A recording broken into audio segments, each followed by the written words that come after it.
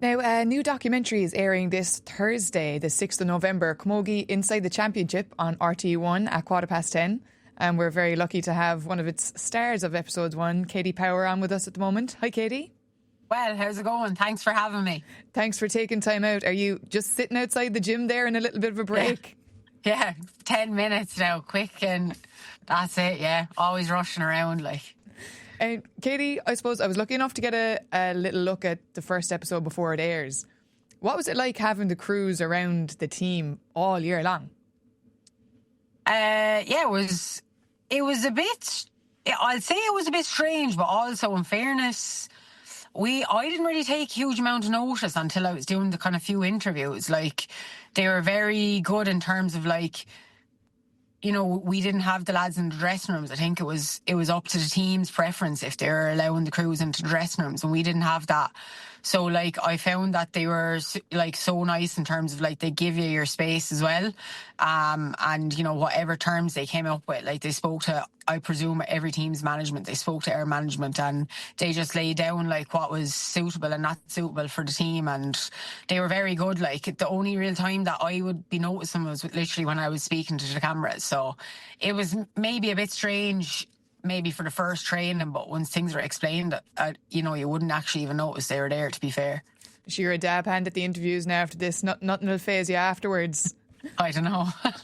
But I'd say there's a few dodgy ones in it now. It's interesting. Did the management discuss it with ye that the crew wasn't going to be allowed inside the dressing room with ye, or was that something that they just decided themselves? I think they just decided, like, I think they spoke to a few of the more senior players, and look, at the like, for us, like, in Kilkenny, I suppose you can only speak for us, that it just wasn't something that we wanted to, you know, delve into. Like, I suppose we're kind of just on a different path to maybe certain teams this year, like, so we didn't want to, I suppose, leave the cameras into the dressing room and take away from something that we were trying to focus on. But, you know, every team is different, and, you know, whatever they wanted to do, that was fine. But, you know, it was grand, like, the cameras being around training and matches and stuff, but just the dressing room was just off limits for us anyway. And even at that, like, the access they got at the trainings was immense. Like, just before your game against Dublin, like, you hear bang on the first episode, you're giving out saying if Aisling Maher is coming in, basically, I wouldn't say you tell him to pull her down now, Katie, but it's something to that effect. Jeez, I didn't even hear that. So, like, I'd say the stuff now they probably had to cut out as well was probably brutal.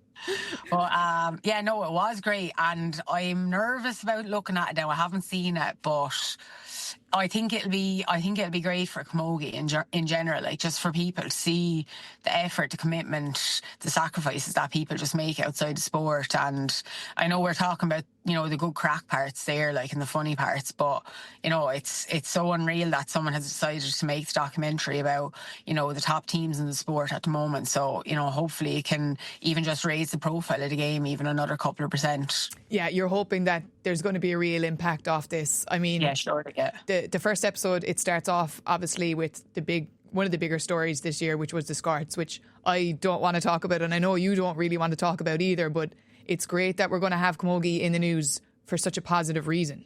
Yeah, for sure. Yeah, it's sometimes I kind of forget that happened this year, and then I'm like, that is such a landmark thing for not just like 2025, but I think for the Camogie as a whole. And like, in 5 years' time, we might look back and just say, geez, we were part of that. Like, and it's, you know, I've heard the likes of Aisling Maher speaking in terms of, like, the impact that it has on the message that she got off, like, younger girls, and, you know, I was the same off parents and stuff, and I think it's more about that more so, like, than ourselves playing the game, because we've kind of grown up with the skirt. But, like, for younger kids now, just looking at, you know, females wearing the shorts, and I think even seeing in the championship this year the shorts, like, I thought, you know, it just looked like we were playing hurling, like, not camogie, so it was class. Another aspect that comes to the fore a lot with yourself is the injuries. And I mean, the fact that you're still out there playing is a credit to yourself and a testament. But was it tough, especially for this year, watching on a lot, especially at the start of the year? Yeah, it was, yeah. And it's something that I actually just hate talking about, because I'm like, I hate people thinking that you know, I'd want special attention just because I have, you know, a few ongoing issues. But like, I think that was one of my probably main concerns in going back last year, in fairness. It was just that I didn't know if my body could last through the full year, and like fitness wise and physically wise I know that I can, but it's just the amount of volume that you have to get through, and you do get through. From, let's say, the girls went back training last November, like, and they didn't finish till what, June or July, and then you're back into club season from August to October, November again. So it's more the volume of things that I was just like, I don't know if I can last it. But when I sat down and spoke with the management about, you know, my concerns about coming back, you know, in fairness, they were the ones that put my mind at ease, and, you know, they made the plan for me. Like, they just kind of took everything out of my own hands, because in terms of, like, if they said, right, you're just doing X, you know, a few times a month or whatever, but if I felt good, I'd probably just end up throwing in the Y and the Z as well. Whereas, you know, at least when it was taken out of my own hands, you know, that plan was just put in place. And once I followed that, like, I wasn't actually too bad this year. I was, in general, like, fairly happy with how I got through things in terms of the injuries. Like, you'll always have the few, you know, the odd broken finger or the few niggles, but like, overall, like, I actually was delighted to get out, like, relatively injury free, like. And physicality is something that is really emphasised as well in this documentary. You get to see just how much is going into that side of the training, and obviously, as a personal trainer yourself, I mean, you're a pro at that side of things.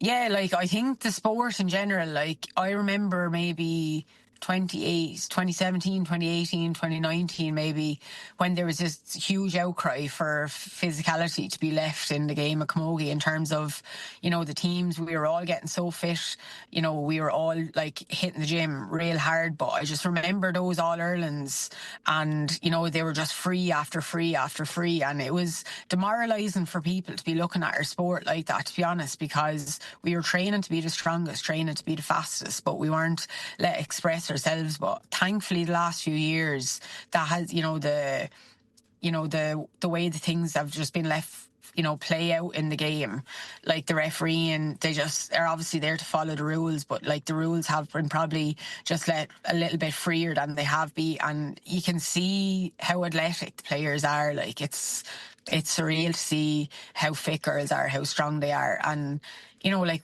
they gym 2 or 3 times a week. Like, they train to be that way. So it's great that you can see it obviously in the documentary. But I do think, like, even in the last couple of All-Irelands, you know, people are saying, like, geez, the game has got better every year, which is, you know, that's the most important thing, I suppose, about that.